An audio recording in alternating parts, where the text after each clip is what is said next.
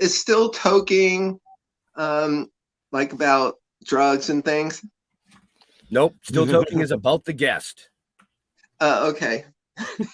Well, I thought I'd light up for you if it were, but by all means, you can. I'm kidding. I live in West Virginia. We're not allowed to. The Dorkening and all affiliated shows are not intended for anyone under the age of 18. The following may contain discussions or scenes that have adult situations, graphic violence, nudity, strong sexual content, and graphic language. This show is intended for mature audiences only. Viewer discretion is advised.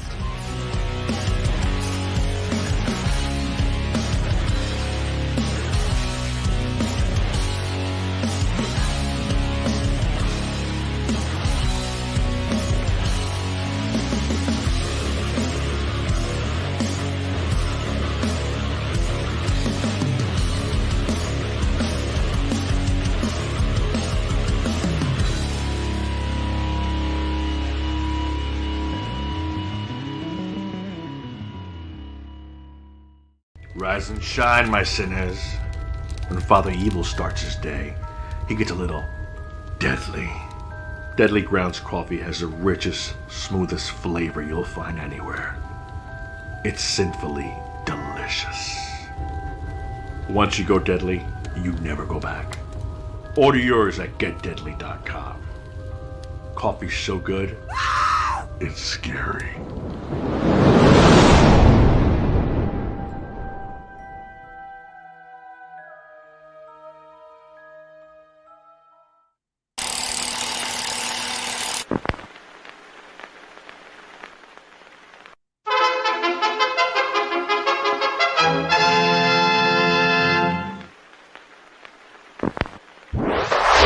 Persons under 18 will not be admitted.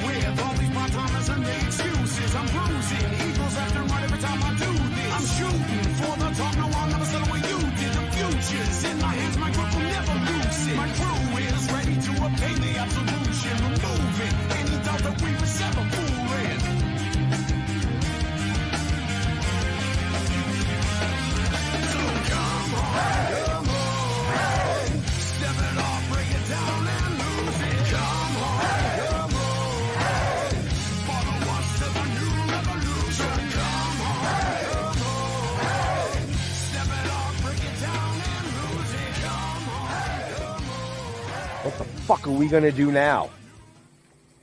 Get high?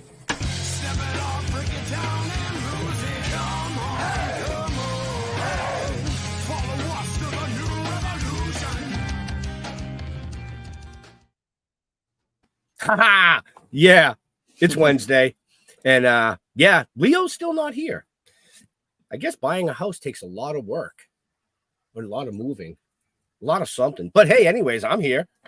But guess who else isn't here? Yes, Mr. Jeffrey is under the weather, so I had to get a backup for my backup just so that we could get backed up. So without further ado, let's bring in Jeffrey's backup. What, motherfuckers? Bags. How's it going, brother? I'm doing fantastic. How are you? Wonderful. Wonderful. You know, I hit the live button and like 3 of the fucking 7 decided, oh, we're not going to push to Facebook because Facebook's being quirky tonight. I've seen it. I was like, oh shit, that's not good. Oh man, I have to fucking take this shit out and bring it back in. Oh, gee, Leo, where are you? Oh, fucking Leo, slacker. Yeah, I know. Gotta love him though. Gotta love him. But Yeah, you do. you know, thanks for joining us tonight. And you know, our normal backup for my backup being backed up, of course, always, Mr. I'm all fucking backed up, man. Holy shit. This X-Lax, brother. X-Lax. That'll yeah, for real. Something. Duralax. Fucking Superlax. Superlax. Oh my god, man. At least we're here though. And we've made it. And that brings on, look, I did this in 4 minutes. Thanks. You could have told me earlier, hey, by the way, you should prepare an intro or something. Well, I thought about it, but I figured, you know, your old lady said that you're good at doing things quick. So yeah. Oh, come on, Jar Jar. You need a challenge every once in a while. She definitely compliments me in that way. Well, anyways, right, well, we wasted enough time. Film and television writer, cartoonist, author, musician, and voice actor, Mr. Dave Shelton. Hey, you think you're backed up? I got a friggin' pencil up my fucking nose. Yeah. I didn't know we could have puppets. I didn't know we could have puppets. Everybody knows who I am. You know, you guys do a great job. You guys are marvelous. Marvelous, let me tell you. Well, thank you. Wow, Is that a first on here? I feel like that's a first. I've never seen a puppet on here. You haven't been looking long enough. There was the ventriloquist girl. Was she ever on the show? I know saw her at Northeast. Yeah. Sandy Netburn. Yeah. But I don't think she did anything with the puppets. And the only other person that we've had on, well, we had Mark Dodson on, God rest his soul. Yeah. Well, maybe she didn't do anything with the puppet on camera. Oh. NDAs all around. Oh, wow. Yeah, I did her. So what's with the pencil up your nose? I'm Jeffy. Oh, come on. You got to look me up. I've been all over the place. They sell me on eBay for $1. They can't get any more change out of me. I was just wondering why it was a pencil and not a straw. Well, I tried crayons, but they wouldn't stick. You're going to go full on fucking Breaking Bad with the puppet? Come on. Well, I'm not very good at drunks either. Oh, man. All right. Ooh, this is usually where Leo would bring it back on the tracks, but, you know, he's not here. So I'm just going to take this train ride tonight, folks. We're going to derail this motherfucker right now. Okay, say goodbye, Jeffy. Fuck you. And Jeffy will never, ever be on a child's cartoon again. I don't think he ever was, but that's okay. He's done been fired in the first 5 minutes. Right. Well, I'm just going to give our guest a reminder. This is uncensored. And if you say something you shouldn't have said, well, your agent will be the one to call you, not us. It's okay. My agent just dumped me, so I'm fine. All right. Fantastic. Okay. She didn't like some honest things that I said. Oh boy. Like you can't get any work for me, you suck. You know, why did I sign with you? Things like that. Well, and that's the biggest reason why Jeff and I have 4 agents. Oh my God. I have an amazing publicist though. She's from Jersey like I am, and she doesn't take shit from anybody because it's North Jersey. Oh boy. Hey. A shout out to my paisans. So, and who would you I'm mostly Jewish, but you know, you have to kind of mix in Northern Jersey or you won't get out in Northern Jersey. Well, you might, just not the way you want. No, you'd be talking to a whole different Dave right now. Oh, well, welcome to the show, Dave. Oh, my fucking pleasure. It's fucking wonderful to have you. Everybody get it all out. Come on, Jar Jar. I want the shit to fly tonight. This is so cool. I don't get to do this very often except in traffic. So this is really nice to kind of be able to do this. I don't know about flying shit now, but I'm all right with most stuff. But I draw the line of flying shit. Dude, you just got to learn how to duck real fast. You're good. Yeah, well, I used to hang out with Andrew Dice Clay back in the 80s. So no shit. I learned some of the language from there. I'm kind of jealous on that. That man's a fucking legend. Oh yeah, he blew. He needed the money. Hey, I went to dinner with him. I was working on a book on stand-up back in the 80s, and we were doing some interviews in Jersey, and we went to dinner. Oh, that was an experience. Well, we need to know more. Yeah. We need to know more. Just stop. Well, it was with his first wife, and we were there in like Ramapo, northern New Jersey, over Route 17.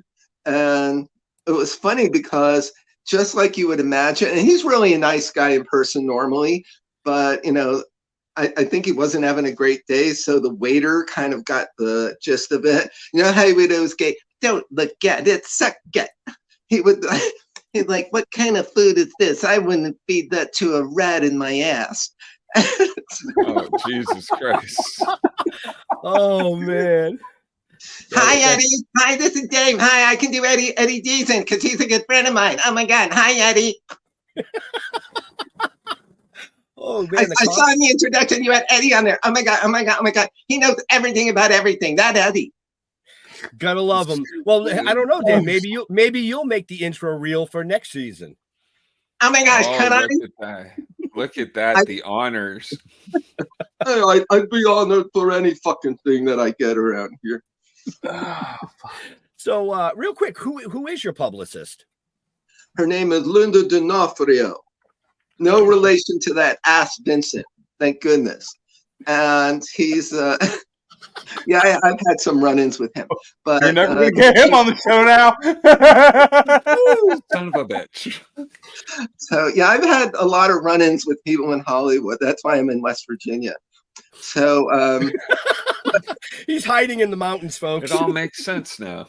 Yeah, little cabin. There's my house behind me in the picture. Oh, God. On this one. And no, she's great. She handles a lot of really cool people, musicians, things like that. And I met her in LA at a charity event, and we like just really hooked up and got along great. And we started working together. Nice. So you have done a multitude of things. I mean, like all over the spectrum. So let's just start with one. Yeah. Do you have ADD? I have been diagnosed, but only on the slight spectrum, not okay. like I feel it, man. I feel it. Damn, Jar Jar. Right? You like right in there, like that. Fuck. Right in there. Well, God, I like. Listen, we can just joke around for an hour. I mean, I'm fine with that, but I'd really like to know more about this amazing guest we have. You two. All right. Well, he just has so many like hobbies, but it all becomes his work. Hobbies. And, like, well, wait, work. yeah. Is it a hobby if you don't make any money at it? Oh well, yeah. Then you're a collector like me. Yeah. Then it's all hobby. Yeah. Podcasting and everything. I've had a very weird, interesting career. A lot of ups and downs, especially on the bed.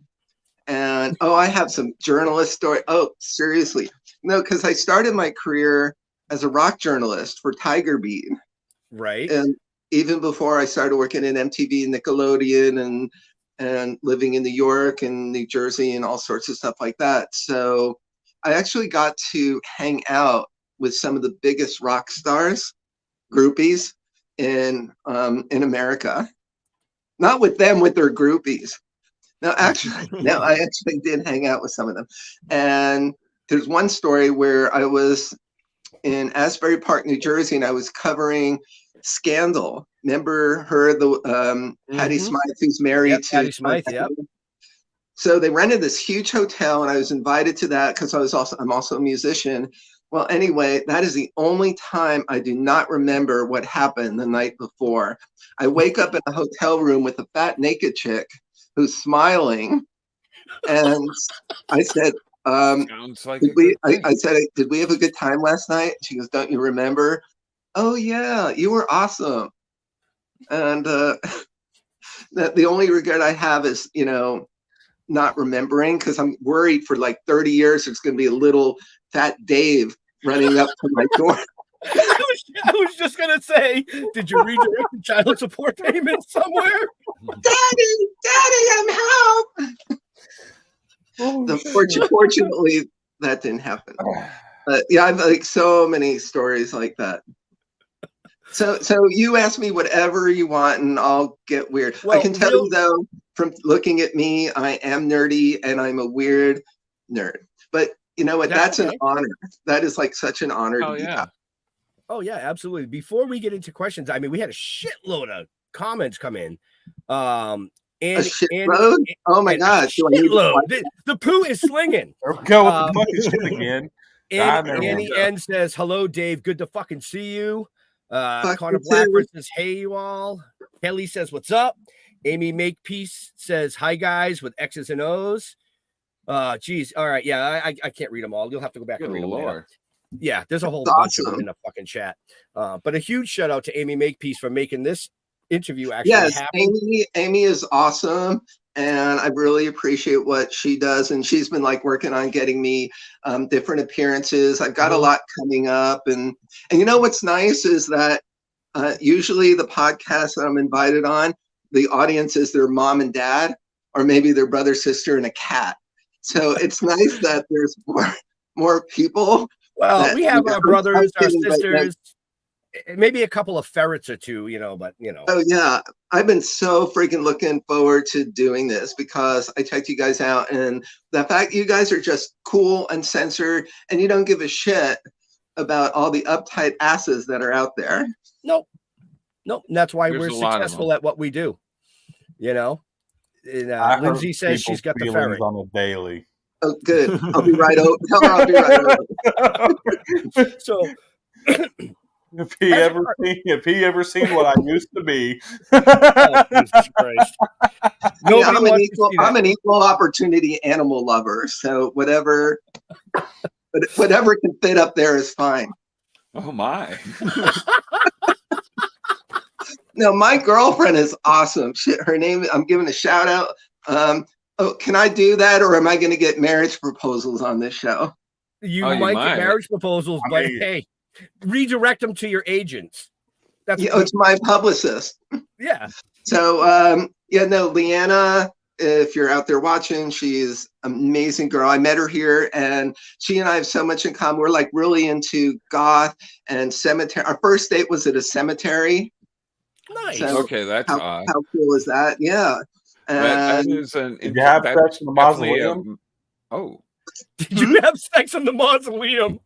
Well, I mean, I said ass. Fuck. We made out in front of a gravestone. Okay, that's cool. That's close. That's close. All right. Well, we have some respect for the. Yeah, we don't have much respect, but we do have some respect for the dead. Yeah. Who came up with the idea to have the date in the graveyard? Was that her or you? We both did. We're both in the Halloween, and we started our own paranormal group called the Paranormals. And I'm going to be appearing at the Blennerhassett Paracon next month, and there's like all these nationally known ghost hunters. Yes. Or as I call them, bullshit hunters, because they never, it's like they never capture freaking anything. It's like, it's so ridiculous. I'm sorry, I could put the air conditioner on too and say there's a cold spot in my apartment, but that doesn't mean there's a friggin' orb floating around.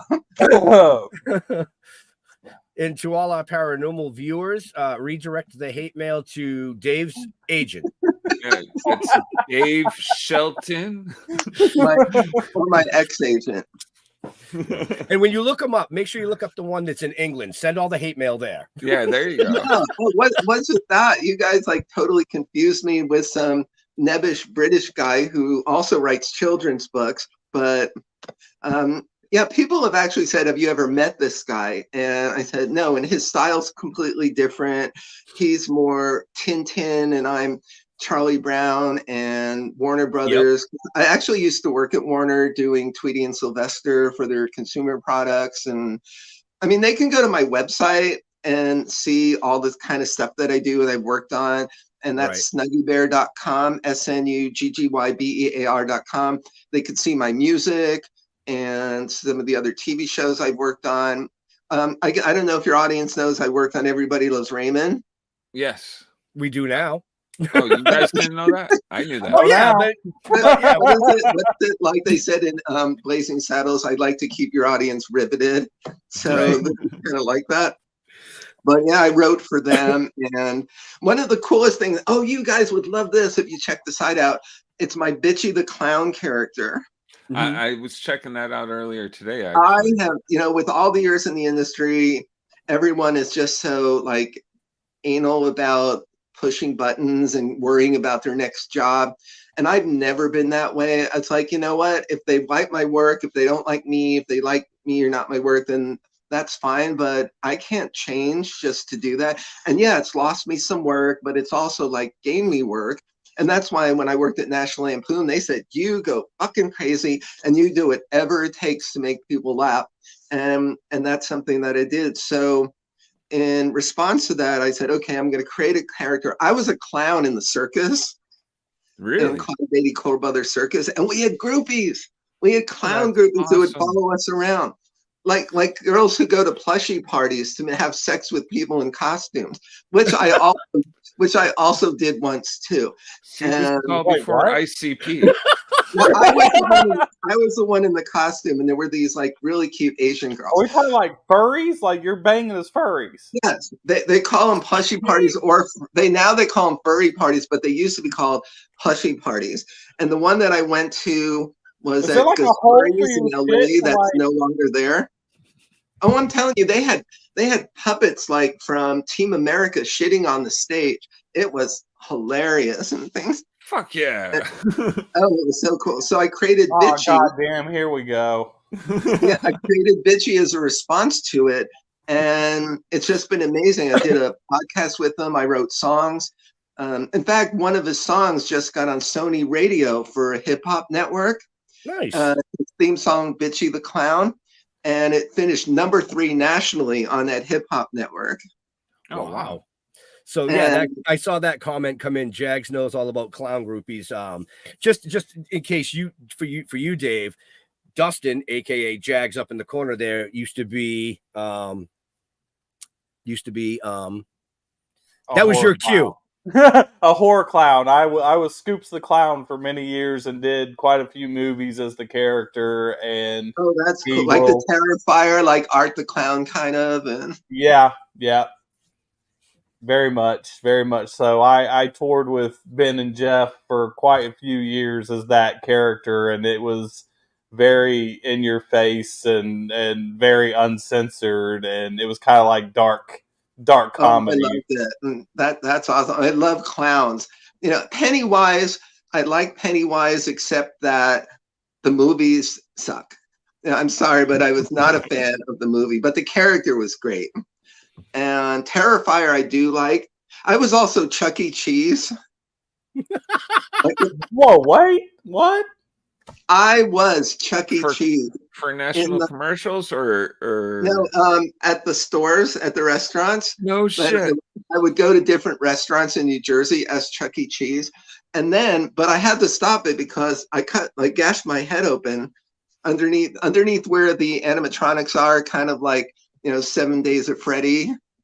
And then I didn't realize it. So when I was crawling underneath to do some programming, they have electrical wires and some of the things like for watering and things like that to prevent it. Sprinkler heads that were all sort of jagged. Well, I cut my head on one. I get back out. I get into the costume. I come out into the restaurant. And I thought I was just sweating. Some little kid looks at me and he goes, "Mommy." And mom goes, "What?" And he goes, "It's Chuck E. Cheese. He's bleeding and it's coming out his eyes." And That poor kid needs therapy now. This was years ago. So I like take the pause and I'm going like that and I look at it and it's all red. So in character, of course, I go back to the dressing room, take it off, and it's gushing all over me. So I had to get stitches. They wouldn't allow me to be Chuck E. Cheese after that. I wonder why. I wanted to go back. They're paying for that child's trauma now. Emotional damage. I think the parents still ignore them. It's like the poor kid. And the mom's going, "Oh, that's nice, honey. Go eat your pizza. Hey, here's $1. Go play a video game." Yeah, the 70s or 80s. He's got blood coming down his face. It was so funny. Oh my god, that's great. Holy shit! What about Nickelodeon? What did you do for them? Like a couple of things. I worked on Double Dare. I was one of the artists for them. I helped with like their artwork, their physical challenges, things like that, and the obstacle stuff, and worked with slime, which was really cool. And then last year here in West Virginia, there's a really cool music store where I get all my stuff called CA House Music. Shout out to Ryan and Sean. They are awesome. And they asked me to work on a commercial they did and recreate slime for the commercial. So they were like advertising authentic Nickelodeon slime from the guy who worked on it. Oh, that's funny. That was so cool. Oh, I loved it. And then later on, when I moved to LA, I started working with Klasky Supo as a cartoonist. And they did Rugrats and Real Monsters. Wow. So I worked with them as well for Nickelodeon stuff. That's wicked cool. Right? I love and I worked with Jeanette McCurdy, who became like one of my really good friends. I directed her in a sitcom with Stephen First from Animal House and Roland Kickinger from Terminator Salvation and Son of the Beach. Son of the Beach. Yeah, Son of the Beach. Remember that show Howard Stern produced? Yeah. I'm a huge Stern fan, and that show was amazing. Oh, don't get me started on the Stern people. I had some run-ins with them too. Okay. Maybe we want to do it about that. Well, and then Roland Kickinger, this is like, Roland, he played like Arnold in a movie when they were like doing Arnold movies when he was governor. So he started, I wrote it for him and a couple of other people. And then Jeanette, before she got iCarly and blew up, she was in it. So I got to direct her before she became super famous. Wow. That's pretty wild. Yeah. Think she'll return my phone calls? No, we stay in touch sort of. I knew her family and everything. Oh, you're such a tease. We were like, oh, poor Dave. Oh, no, we still talk. What the fuck? I almost felt bad for a second. Well, you can still feel bad for me, especially this way. If I act more pathetic, maybe someone will feel for me. I don't know if that's Richard Simmons or Katharine Hepburn. Whatever happened to Richard Simmons? He's still around. You should have Richard on your show. That would be cool. I would put him on the show. So if anybody's got a link to him, yeah. I book all the show. I book all the guests for the show. I heard Pauly Shore's trying to like portray him in kind of like a biopic movie, and he's been like pulling. He actually did one. He actually produced a short, I believe it was, playing him just so he could send it to Richard to get approval to do the biopic. And Richard gave him the approval, so that might be coming out soon. Hell yeah! Okay. Please just don't put.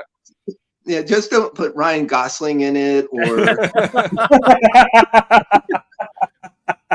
Oh man, that would be the funniest. Timothy Chalamet or whatever he's called. What is he? Timothy Chalamet or whatever he is, the guy that played in Willy Wonka. Yes. Right. So, as a musician, you've written a lot of stuff. But I understand that you wrote the theme song for the Special Olympics. Yes, that I did with a writing partner of mine. A long time ago, I was the lyricist to Albert Hague, who wrote all the music to How the Grinch Stole Christmas, and he was in Fame and Star Jam and Space Jam. And you know, he was a Broadway composer. So another friend that I knew from LA, we had been writing a lot of stuff, and we wrote some stuff for June Foray, who was Rocky the Squirrel, and Talking Tina from the Twilight Zone, which is like my favorite thing she did, because she got to kill Telly Savalas. How cool is that? Right. And so, like, you know, what would he say? Who buries you, baby? I remember him just from the. So my friend Ben and I've been doing Special Olympics for a long time, helping them out through their games, organizations. I work with a lot of kids with disability.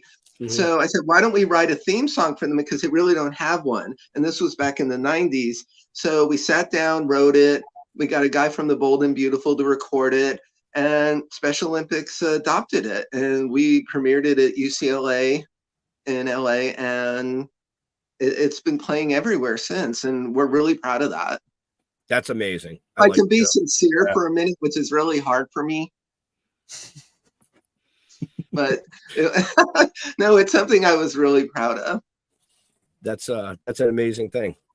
That's why I had to bring it up, because I mean, as a musician, you know, you can talk about, I wrote, you know, this, and I wrote commercials, and I did this, but when it's paid forward, as far as I see, paid forward like that, that's a really big nut. Well, it was something that was kind of a heart project. It was from that, and so I wanted to kind of give back to that. But no, the most of the kind of music I write is like hard rock, punk, psychedelic, all the ones that are inspirational. My band, I put a band together here in West Virginia called the Weird Characters. What else? And we play Fright Farm every year. I don't know if you guys know what Fright Farm is. No. Yeah, it's kind of like, it's like Universal Studios, but it's just a haunt. Oh. It's a 300-acre working farm in Pennsylvania near Morgantown, West Virginia. And every year they make it into this amazing like 50-acre haunt. And there's like a performance center there, and so we're invited, and we play in front of thousands of people there. But you know, and they have all different bands, but I put this one together so we can play all my originals and just kind of do a Halloween set. So I have like tons of originals, and they're all sort of Halloween based, but then we do Monster Mash, Goo Goo Muck, you know, like Werewolves of London. Oh, nice. Waterloo. Oh wait, no, that's not a horror song. Sorry. Or is it You Light Up My Life? Burn, Baby, Burn. Yeah. All the good ones. Don't Hate Me Now Because I Burned Your Laundry. You know, like nice country songs like that. So, and that's really cool. And then I host the Asylum Ball up at the Weston Allegheny Insane Asylum. And that is insane. That is like probably one of the, and all the parties I've been to in LA, this is probably one of the most insane parties, because they open up the whole asylum for like an all-you-can-drink BYOB, just free fest in all of the rooms there. And it's just so cool. And it's dank, and people are having sex. Some people are wanting to have sex. Some people can't get anywhere. But you know, it's like everyone standing in the doorway just watching. Yeah, some people watch. Some people are losers there, and some people play with themselves and bring their own costumes. Oh no! Sounds like Burning Man. Right. But that's why hunters. Yes, that's why I created. That's why Bitchy songs are so cool to do, because he's hardcore. He's and I created a talk show for him, which a friend of mine, Kevin Dobson, you might know from Kojak, Knots Landing. He was in 1408. He played the priest at the end, and he was going to direct our TV talk show version of Bitchy the Clown. And he's from Jersey. He's from New Kearny, New Jersey. He lives in a trash can. I even created a friggin' cologne, and we've been selling it. It's called Bitchy the Clown's Trash. And the selling line is, if anybody asks what you're wearing, tell them you're covered in trash. And people have been buying it, like women have been buying it for themselves. And it's really, really cool. I'm going to be selling it at the next couple of conventions. But the songs that I wrote, I wanted to be as weird as possible, because he's like a horrible musician, but he's still a musician. So his talk show is set in like an apartment. And he's introduced when, like, you hear a flush of the bathroom toilet, and then the door opens and he comes out, like the way Johnny Carson comes from the curtain. Bitchy comes from the bathroom. And it's really funny. I'm hoping still we could kind of do that somewhere around. How long have you been doing Bitchy for? Well, he started on an NBC. I created him for an NBC radio show that I was working on with someone from Howard Stern, who I had to put a restraining order on. And then we had to go on People's Court because I had to sue him because he owed me money. And then he called me Baldy. And then like, we're getting all the good you got shit some, tonight. Like, we're getting the good around shit. here, my friend. Then he sued me, and I had to put a restraining order out on him, and he never showed up, and it was just like ridiculous. So I created Bitchy for that, and then a guy named Alki David. Does that name sound familiar? Sounds like the guy down at the bar. Alki David comes from a Greek family, and he's like some weird sadist misogynist whose family bought up Coke. And I don't mean the drug, I mean the company. Oh, but I'm bought up both. I was like, hold on. And so he started this station called Battle Cam, and it was pretty popular for a while. He had a studio in Beverly Hills, and he would invite the lowest end of celebrities like Andy Dick, Kato Kaelin, who I did a movie with, by the way, and Janice Dickinson, every other low, like lowest of the low. That's fantastic. There should have been video cameras there. Oh, they did. It was broadcast live like this, but on his over-the-air channel.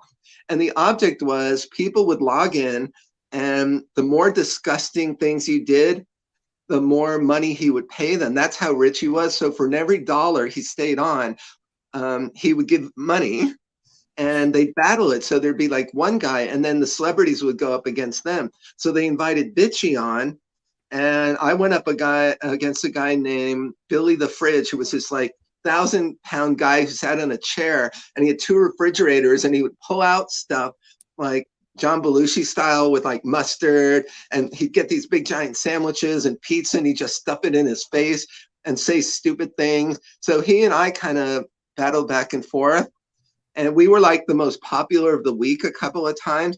And then he made a movie, like a montage movie collection of all of these videos, and they had a premiere at the Egyptian Theater in LA, and Billy showed up, and I dressed up as Bitchy, and all this media was there. It was like insane. So Billy and him Bitchy are taking pictures, and he had lost all this weight. So while we're staying in line, a guy from an old Saturday Night Live who used to do those mock commercials back in the 70s and 80s with gray hair, he'd always be like an announcer. He was there, and he was with this young girl. So Bitchy like went up to him, and he goes, and his voice was like this. He goes, "Hey, it's nice to see you. You know, it's been a while. So I see you brought your daughter with you tonight."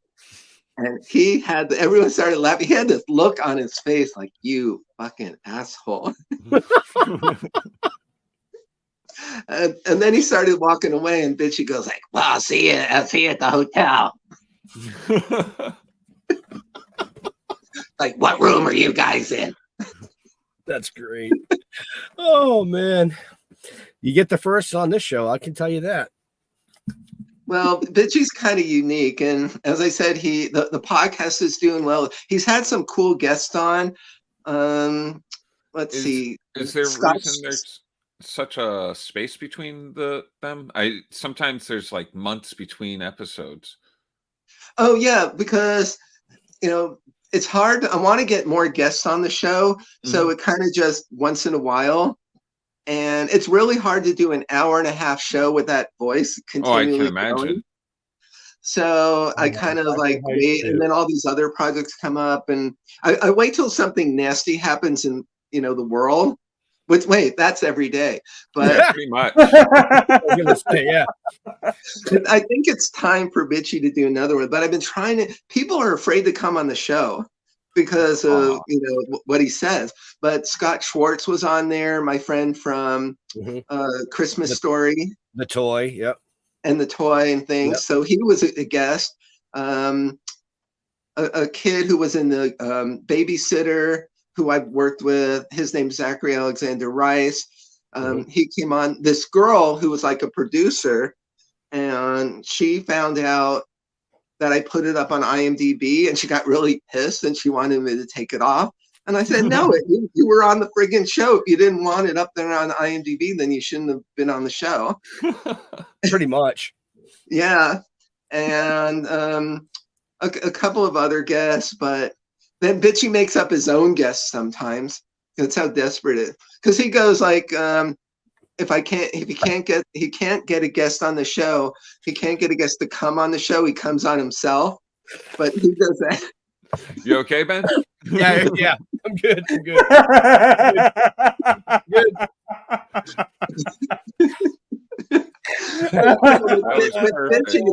With Bitchy, it's fine. He can do what he wants. Because this fucking world is so uptight now. When you say and comedy has gotten so bad, and I'm from the old days of when comedy needs to be comedy and screw political correctness. Right. So that's why your show is so cool, because you guys can talk about anything. Right. So Bitchy the Clown, brought to you by Kleenex. Yeah. Right. When you need something to stuff it up with. Don't squeeze the Charmin. Oh, that's what my girlfriend says. Oh man. No, she's got such a great sense of humor. Oh man. Woo. How long have you guys been haunting for? How long have you guys been together in haunting now? Well, we've been haunting, we've been together almost 2 years. So probably a little over 1.5 years of that. But we've been bonking a lot longer. Nice. We've been bonking. That's the way to keep it going. Yeah. So I want to bring into the next question. So when you met her, did you say, I want to suck your blood? Almost. Oh, I know, because of my heritage with Vlad the Impaler. That's a great segue. Although some people are now saying, and I'm debunking this, is that Vlad was not the inspiration for the Bram Stoker book, but some people are saying yes. Well, my great aunt, who never lied to me, said yes, he was the inspiration for the book. Now, why would my aunt from New York City lie about anything? I mean, she worked for ABC. That should give you an indication right there. She worked for ABC News. But yes, we are direct descendants of Vlad. And I have joked with her about that. But no, I haven't drawn real blood. Although once a month, sometimes she'll offer it.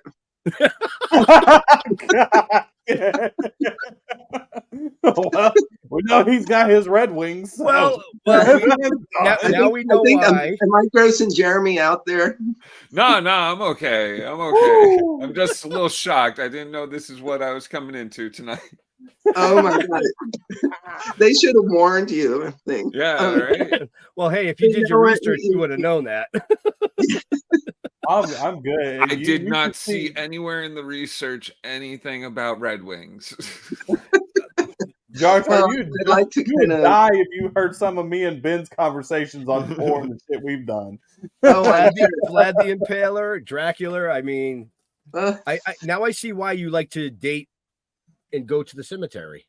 Oh my God! Yeah. You know, I'm sure this podcast is going to be great for my political career, but right. Yeah, that just went down the shithole. Sorry, Dave. You lost because you were on that show. Oh my God! Look, people don't like I have a photo of Animal House on my profile. So imagine this, and that's nothing. Oh, right? Yeah, we just fucked that all the hell back. Oh, thank you. No, you guys, I don't care. If people are gonna like do that anyway, you can't. Was it like you can't please everybody, so you please yourself? And with me, it's twice a day. So one says Dave and one says bitchy. And not always with Leanna either. So. Well, she works and she lives with her parents, and that's not always convenient. And they don't have a bedroom door between their two bedrooms, so that creates kind of a weird situation. So it's like full frontal pay-per-view, but they don't. I mean, she's so sweet. She's maybe that's why she's like so into all of this, because she was raised and she'd never moved away from home. She lived with her family her whole life, and I feel like I rescued her. Things from a kennel. Her adoption papers when I met her. Now I met her at Goodwill. I was donating because she was working at Goodwill, and she came in the back to get the stuff. And she had these really cool old cat eye glasses from the 60s. She looks very retro. She's got like those 60s bangs and the nice sort of Christina Ricci hair. And I said, oh, she's kind of cute and different. And then we just started talking, and she was really shy. And it took like a year, she said, before she got up the nerve to accept my, date, like our first date. But then, oh my God, I released the faucets in her, and it's just gone like crazy since then. Congratulations. And it's been like the best relationship I think I've ever had. Wow, that's awesome. Oh, outside of that tube sock I dated once. Yes, folks. Yeah, like I said at the beginning of the show, Leo's not here to pull this back on the track. So, Leo fucked up. And you fucked up real bad by bringing me on with you. So, if Leo was here, he'd ask you, what is it that you dork out about that people don't know or wouldn't assume that you would be into?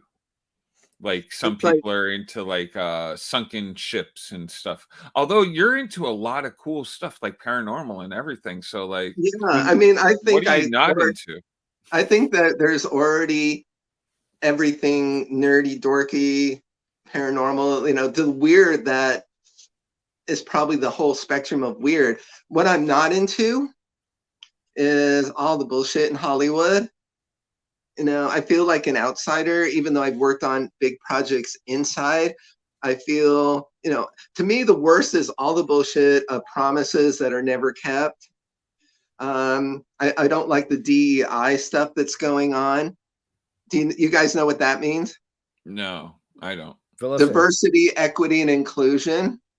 It's like, they're they're not looking for scripts that are good. They're looking for scripts and projects that they could just diverse. So it's not even about the quality of the work anymore. Just look at Netflix as a perfect example.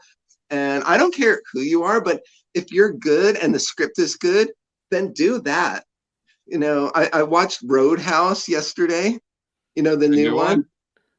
Oh my gosh. Was that a good or a bad decision, Dave? Tell us. Well, it was free. So I guess that makes it not so bad.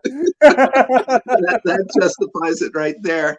And it just Conor McGregor, in the end, it's not like the original Roadhouse, which was good, but there were so many stupid things in the movie. And some of the dialogue was just cringe. And then at the end, can I do a spoiler? I don't care. Yeah. Okay. Right after supposedly Jake Gyllenhaal kills Conor McGregor's character, who's like a hitman, ex-UFC guy, And all he does is he walks around naked, like half the movie, and he's just like kind of walking like he usually does. At the end of the movie, supposedly he's dead, but you see him in a hospital gown. He gets up, beats the nurses and doctors, and walks out. And that's the end of the friggin' movie. And he's supposed to be friggin' dead. This isn't a horror movie, I think. So no, it was just really bad. Almost as bad as, well, we went to see Ghostbusters, the new one, Afterlife. Yeah, they should have killed it before Life. It was awful. I really wanted to like it, but Bill Murray's in it for like a minute. Yeah, and he's just doing like a cameo, and he's not even really exerting the Bill Murray comedy. And yeah, it was very disappointing. What other movies should we not go see? What other movies should we not watch? I might have a shorter list of movies to go see. What do you got? I mean, I'm looking forward to Terrifier 3. I'm looking forward to the new Beetlejuice movie. Yeah. That looks kind of cool. And thankfully, Tim Burton is back doing it. When they changed directors, like I knew Ivan Reitman, and like Jason took over the Ghostbusters, and it kind of didn't work out. But so I'm looking forward to that. There's a couple of other horror movies, and maybe some. The sad thing is there's not enough good politically incorrect comedies coming out. There's always restrictions on what they say, or it's like a racist comedy. And it's only racist one way. At least Blazing Saddles, they covered everything, which was what was so great about it. Same with Young Frankenstein, things like that. So Mel Brooks is one of my idols as far as a writer. But I'd like to be able to say my movies, are coming out that you would see it. I actually have one that I attached Sean Young to, which was kind of like a Agatha Christie kind of thing, and she loved it. She signed on.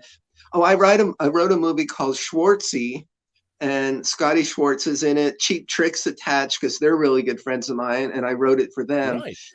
And Jamie Kennedy, who used to write with me at National Lampoon, and I love him. He's he's as weird as I am, which is good. But I'll never grow a beard. But I love his stuff. So it's about a guy who's an ex-child star, and this is for any investors out there, because we could do this indie. And he inherits this estate of a guy who was a fan of one of his shows when he was a kid, but the family of the guy wants the estate for themselves, and the only way they'll get is if he's dead or out of the way. So they kidnap him, but he holds a big party at a mansion that he inherits, and he gets Cheap Trick to play there at the party. And Jamie Kennedy's like his best friend, who is an ex-rocker. So, and there's all these dungeons and things down in the basement underneath the mansion, all these tunnels. So Cheap Trick and Jamie team up to go rescue him. It's kind of like Kiss meets Phantom. You remember that? That sounds pretty fucking cool. It's a cool movie. The script's really good. It's ready to go. And we just need, my old agent sent it out to a couple of people, thought we had a deal. But I need to I want to do it independently because I know so many directors. Indie's the way to go. Yeah, we could make this such a kick-ass movie. I mean, Cheap Trick starring in a movie. Right. That's as big as the Beatles starring in Helm. Mm-hmm. or the Bay City Rollers starring in the Bay City Rollers Meet the Bay City Rollers. I think that would be probably more popular.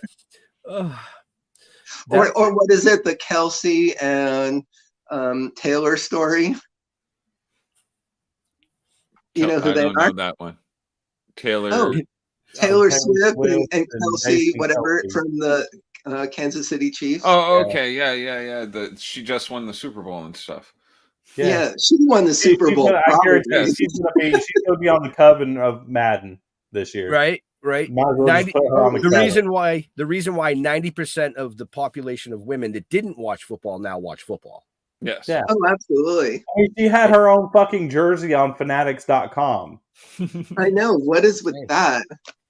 I'm sorry, but I mean, it's fine. I'm glad, she's doing what she's doing, but she's no Barbie. So Dave's trying to get us in trouble. He's like, I know what we'll do. Dave, we'll talk shit about Taylor Swift. Listen, like I said, we're gonna have Swifties going after us. I said she's fine. She's got an audience. Just not into her music and. Oh, Christ, I'm dying over here. I'm dying. When you're ready to do the independent film and you launch your Indiegogo platform for it, let me know because I mean, I could be an extra. Yeah. I would so come down to West Virginia, Pennsylvania. To the set. Oh yeah. I mean, I could die really good. Andy's a carpenter. Those guys are probably thinking you're dying right now, but no, you guys are awesome. This is such a fun. I could go on and on and on. As long as you want to have me on, I can talk about whatever you guys want to talk about. I think we've covered a lot of stuff, everything except for your career. We did good then. We touched on the career. What career? I'd have a 5-minute "This Is Your Life" episode. No, it would be longer. So, what do you have coming down the line for new stuff? You said you had some new stuff in the works. What do you got coming down the line? Well, I've got a syndicated radio show called Cemetery Go-Go that's on stations around the country right now, and it's my tribute to horror and Dr. Demento. I don't know if you guys. Remember? Yeah. I know of. Never watched. He played all these novelty songs and he got syndicated and stuff was on stations all over the world. Mm-hmm. So I wanted to do something horror and take place at a cemetery. So I said, what if I create a DJ character who lives at a cemetery and he broadcasts from there and he lives in the graveyard, actually in the grave, and he plays weird songs, rock songs, punk, novelty, everything, and then he inserts old commercials and old trailers. And I said, well, let's do something beyond that. So he does letters from beyond, letters from below. And what he does is he makes up these letters from Dracula and the Mummy and other characters, and they ask him questions, banshees, Art the Clown, and then he answers funny ways of answering it. And then we also play he makes up old poems and horror funny stories, but it's all horror based. Mm-hmm. And then we have people call, we do fake call-ins and things as well. And it's on 5 stations right now, but it's been running. It started in West Virginia. It's been running since 2019. We have 64 1-hour weekly episodes because it's only once a week, and it runs at 11 or midnight. There's one station in Ohio, WCMO-FM, that runs it Tuesdays and Thursdays at 7 Eastern time. And we've been getting so much positive feedback on it. People listen to it every week, even after the year and a half. They'll just go back and listen to the first episode again, which is really cool. And I'm really proud of it because we produce more episodes than the Monkees. And the Monkees have been on for 45 years? Right. So there's wow, that's awesome. And in case you folks are wondering how you can check any of this amazing stuff out, just go to the show notes up above, down below, depending on where you're watching or listening to us, because I have his website and all his stuff in there. The only thing that's not in there is his agent's contact info, which you're going to have to hunt for if you want to make a complaint. Too bad. That's because she's not my agent anymore. She dumped me. But because I had this stalker, this woman who was a bearded lady of all things. I did a show a while back called Professor Creepy Scream Party, and we got that on Amazon. And it's really Erwin Keyes. It's a variety show of horror and for kids. And Leanne Curtis is in it from Critters and 16 Candles. Her daughter, who was an American Idol. Erwin Keyes, do you remember him? From House of a Thousand Corpses. Yeah. The Jeffersons, Friday the 13th. Oh, okay. The Flintstones. So he was one of my best friends. We actually wrote a script together, and then it was a dog script, and then the Tiny Lister stole it. Remember him? Mm-hmm. He was the black guy from Fridays, the one with the bad eye. He was Zeus in WWE. Yep. Oh, I do know him. Yeah. Yep. And then he did The Fifth Element with Bruce Willis. Yep. Well, he attached himself to the dog film, stole it, brought it to a guy who brought it to Lionsgate. They made it with Ralph Macchio and released it. And we had to do like this huge lawsuit, but unfortunately nothing ever happened. But the movie sucked. And thankfully, with the result of it, my name wasn't on that. But now I don't even know what I was talking about. Okay. Hell yeah, the gummies are kicking in. It was about the website or something? The radio show. Oh yeah, the radio show. Radio show. Okay. So when I created that, I wanted to do something kind of really weird like that and to kind of get it out there. So as we say, we play the old movies and we do the voiceovers, and it's gotten really popular. And in fact, it'll be on tomorrow at 7:00 Eastern time on WCMO. But if you go to my snuggybear.com link, you can see all the links to it. And again, like I said, folks, all the time. There's actually in the show notes. There's actually links to the actual radio stations too, so you could simulcast it live. Oh, there you go. Which is really, really cool. And let's see. And then I've got the bitchy stuff. I got appearances. Oh, I've got a multi-award-winning children's book. Yeah, you believe I do children's books? Right. I was going to start there in the beginning of the show, but I went to ADD. So let's end the show with children's books. I have an award-winning children's book called Bag Boy and Sweet Slob, and I wrote it based on my ex-fiance and I, and it's winning all these awards on Amazon, and it's from a West Virginia publisher. So that's available. They can do that. I have a collection of my work from when I was at National Lampoon called Brain Explosion, and that's available at Barnes & Noble and on Amazon. And that's a total adult book. Some parents want to know, besides Bag Boy, it's called Bag Boy and Sweet Slob, is the kids' book, but Brain Explosion is the Lampoon book. Can my 5-year-old read Brain Explosion? I said, well, maybe when he's 20. Well, he can read it, but I won't pay for his therapy. Yes, That's it. I've already traumatized kids as Chuck E. Cheese. So right. I mean, Jesus, right? Yeah. And just so many weird things. I've had so many paranormal experiences, and I had one that I can tell you. Yeah. I was walking along, and a guy from my old church in LA, the couple was from Maryland, and they moved back, and the husband died, and suddenly I get a call from his disconnected cell phone saying that his wife was in the hospital. Her name was Peggy with a leg infection. They weren't sure she was going to make it. That's a long name. This is from the same town where Eddie Deason is from, by the way, Cumberland.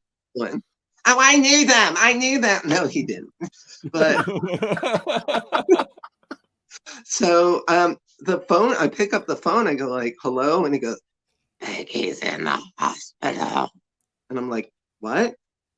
Peggy's in the hospital. And I say, Don, Peggy's in the hospital. And then it disconnects. It goes dead. And then I tried calling the number back, and it's disconnected. So I called over, and I found that she was in the hospital, and she was near death. Wow. So he was calling me to warn me about it since we were so close. And that's a true story. Everybody's just like, that gives you the chills. Like your I worked on this book called. I worked with Judy Tenuta on a book, and that's available at Amazon too. And I did all the illustrations and edited that. And then I was the editor for a book on the paranormal called The Ghosts of Cielo Drive, with the guy who lives next to the Charles Manson murder houses where Sharon Tate lived. And all the weird stuff. So we're doing, once the book was out, we were doing a live feed, kind of like this, or Facebook or something. And suddenly all these action figures that were on a shelf behind them, the screen started pixelating and Slender Man flew off the shelf right there on camera. Oh, that's creepy. Oh, I've had lots of weird, creepy things happen. See, I believe in ghosts, but like I've never had anything happen. Never had any experiences personally. Sometimes and I've watched all those ghost hunter shows. I'm with you. They never capture anything. Oh my God, do they suck or what? And you know, the shows I like about paranormal are the ones where caught on tape, because at least you see that there's something on tape there. Yeah.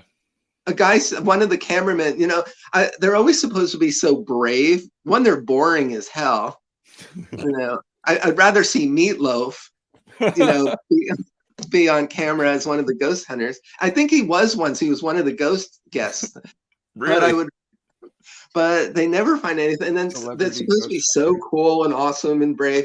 You know, notice how like one time there'll be like one guy going, "Oh, I got a headache. I got to go outside." You know, it's like my stomach's churning. Oh, boo hoo hoo.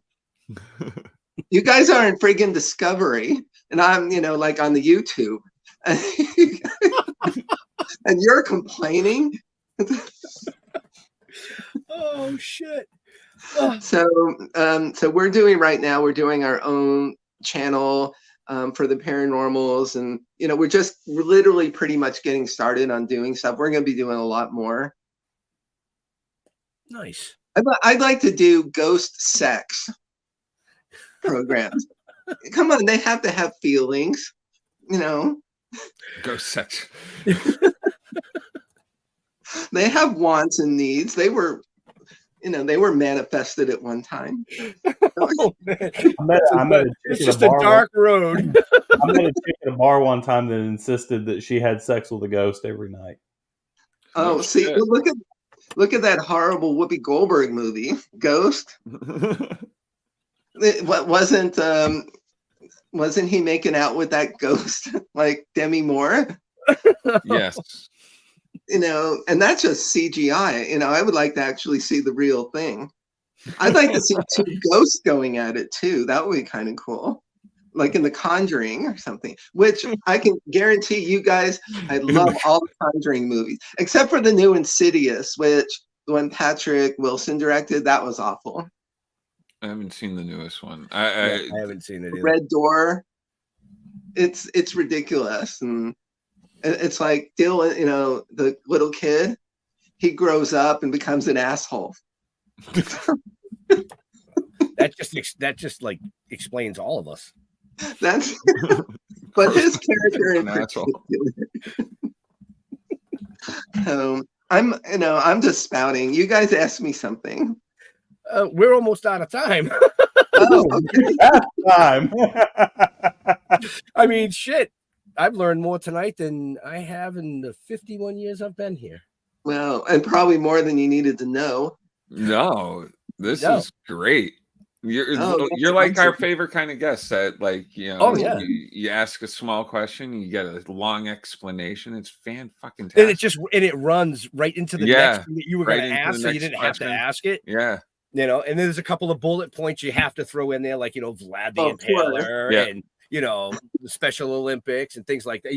And it rolls and people are enjoying it. And there's like a million laughing faces and some hearts and some thumbs up. You know, there was no angry faces. So I guess we didn't insult anybody.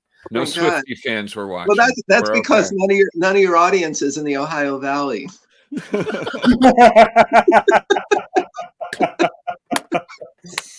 Oh, shit. That explains a lot. I'm dying over here for real. Oh man, for real. I know they're real career in politics, but you know what? You know, with everything so weird, we need to laugh at ourselves, because you know that's what I think makes people happier. Right. Yes. Because I want to live to 67. So if I don't, that's a nice ripe age. I know it's a random number. He says 67. He might push it to 69, depending on the Kleenex. On my position, in my position in life, I would love to live to 69. So with that being said, we are over time, which is fine. I don't mind. I know Dustin has another show in about an hour tonight, but let's spin things out of here. So any last actual questions from you, Dustin? No, I'm good. We covered a lot of crazy shit. Flying shit, fucking ghosts. Yeah. Doing shit in the cemetery. I'm good. I'm good. Chucky the cheese bleeding everywhere. Shit. Yeah. the Chuck E. Cheese story is fucking fantastic. Right? I could see that being a fucking movie. Yeah, right. I could see that being a movie. I would love to do, or even just like a short film of it. Right. That would be I'm cool. hoping to check out the radio show after this. Right. Oh, cool. Yeah, we've got for Cemetery Go-Go, I mean, it's live, recorded live broadcast during the schedule, but I do have one sample episode, I believe, up on my website. So you can kind of get an idea of the format. Nice. So Jar Jar. And then all of the Bitchy, if you haven't heard Bitchy the Clown's songs yet, they're on Spotify. That's up on Bitchy the Clown's page on my site too. And what's cool is this Sony radio thing. It was a rap show that he charted on. He number 3 on a rap station where they use the N-word for every other song. And Bitchy's the only non-rapper person on it. And he still made it to number 3. That's cool. I got to hear that song. So Jar Jar. Bitchy the Clown. But he also has one called Elementary in the Cemetery. And what was the other? I'm like spacing on the other one, but they're all in there because I slept with her anyway. The Visitor. But you'll like Bitchy the Clown's theme song. One of the lyrics is he makes Ronald eat his burgers and Bozo drink his pee. Yeah, he goes all off. Perfect humor for us, right? So, Jar Jar, do you have any questions? No, I'm good. Like we've covered everything. I mean, there's few like little, but we'd have to go back like an hour and have to do another hour. So, I love all your background green screens and things like that. Oh, this is real. Oh, that's real? Yeah, that's. I'm a big geek. I got all my toys hanging out and stuff like that. Oh, that's cool. I'm a real nerd. He had to put away all the adult toys that hang on. Those hang on the racks and stuff. Before we go, speaking of that, because this is another weird thing that I'm into is collecting bobbleheads and weird haunted dolls and other kind of weird collection. You want me to do a last second scroll so you can see kind of what I have? Sure. Okay. Come with me. We need some music for the traveling. Right. Oh, wow. You do have creepy dolls all over the place. You don't wake up in the middle of the night, think somebody's watching you? I was just going to say, that would be one room in the house that I would fucking lock before I went to bed. Yeah, right. Holy crap. Lots of baubles. Yeah. Well, Edgar Allan Poe is my inspiration. He's my basically literary idol. So, and sometimes I call myself Dave Allan Poe because with all the crap he went through, and he became legendary after he died. Oh, there you go. That's what that happened. Aim for. Right. So this podcast down the line will be like kind of, oh my gosh, that dead guy, he was so cool. Right. and his guest wasn't bad either. On that note, Dave, where do you like interacting with your fans on the socials? I just do a Facebook. I did have TikTok, Twitter, X, whatever the hell they call it now. But Bitchy had one and he got kicked off. Aww. So Bitchy's gotten kicked off of every social media thing you could find, which is fine because it's a badge of honor for him. And I had Instagram, but it was just getting ridiculous because it wasn't really accomplishing anything. So I just have a Facebook page under my name, and there's a link to that on my website. And then I'm going to be doing a TikTok with a girl who lives here in West Virginia, not too far. And we're going to be doing kind of a really cool sort of gothy sort of docu-series where we're going to explore graveyards. Her character name's Demira, and we're going to do like facts about graveyards and haunts and things like that. So we're putting that together right now. Excellent. Cool. Excellent. Jags. What up? Come see me on Wednesday nights on Hellfire Entertainment Media Group for Chronic Sports, and Thursday nights for Buzzkill Cinema. We do all the retro horror from late 70s to early 90s. So we will be on tomorrow night with, I think we are covering Killer Clowns from Outer Space. Oh my God, the Kyoto Brothers were in my TV show, Professor Creepy Scream Party. I'm really good friends with the Kyotos. Awesome. So Dustin's always looking for a special co-host for his shows, Dave. I'm just saying. I am. I'm just saying. So you want me to get the Kyotos or me? You. All of y'all. I'll take all of y'all. See how I'm so secure with myself? I have to ask. Jar Jar. Check me out Tuesday night on Splash Pages. Reading comic books and doing all that fun stuff, interviewing and everybody. And coming up April 6th and 7th, go to Connecticut GamerCon. I'll be there interviewing people, and it's going to be a good time. So that's about it for me. Wow, lame. I know. I'm just kidding. So, us, you can go to stilltoking.com. You can find out everything you want to know about the novel, the comic books, the live TV series, the animation that's coming up, this amazing show, which we have 187 episodes now, I believe. That's awesome. Check out our amazing guests, all of them, but especially check out Dave in the show notes up above or down below. His website and all the socials that he plays with are there. But to all our veterans and first responders, we want to thank you for doing what you do so people like us can do what we do. Stay safe. Absolutely. We'll see you next week. Dave, hang tight till the show's closed, please. I guess we'll see you next week, folks. Thanks for having me. So come on.